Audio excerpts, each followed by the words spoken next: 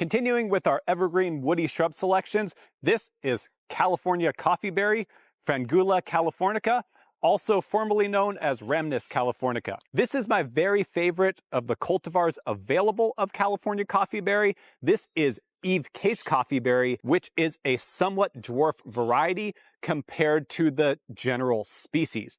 The general species of California Coffeeberry, if you can find it available in the nurseries, it's not always available, is going to look very similar to this and max out at about 8 to 12 feet high, similar or maybe slightly less wide, but it's going to take quite a while for it to get that big and can take pruning to shape it or constrain it just a little bit, just with some hand pruning about a couple of times a year. I use the straight species in a hedge in my front yard, planted about 4.5, 5 feet apart, and with just pruning a couple of times a year, keep it to about 5 feet wide. The Eve Case cultivar just stays a little bit smaller. This is about the tallest one that I've ever worked with, so this is maxing out at slightly more than 6 feet tall. We have another one just out of range of the shot where with just hand pruning once a year, we keep it down to maybe about 4.5, 5 feet tall. Width will be also about 6 feet, maybe slightly wider over time, but again, very easy to prune to control its size.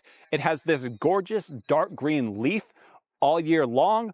And when it gets its flushes of growth in the spring and in the fall, it comes out at quite a bit of a sort of medium green leaf. That contrast can be quite nice. Here we are in the first week of October, and we're just starting to get that flush of fall growth. But you can see how good all of the other leaves look that went through this punishing summer that's just ending. It's called Coffeeberry because it develops these small round berries that aren't good for people to eat, but are really important source of food for birds, and they go from a green to a bright red and then age down to sort of a coffee colored, completely unrelated to the actual coffee plant, but a really important source of food.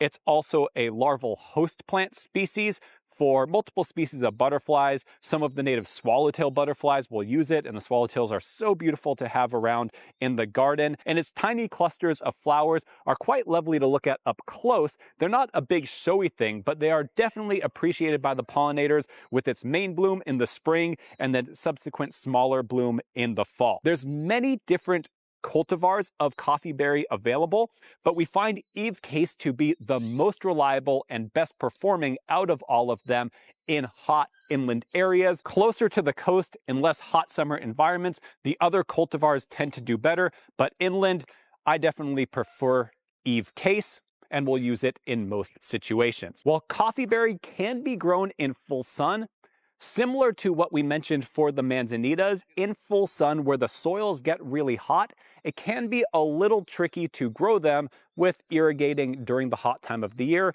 And if you leave these to go completely dry in full sun in our lower elevation inland valley situations, they might suffer as well.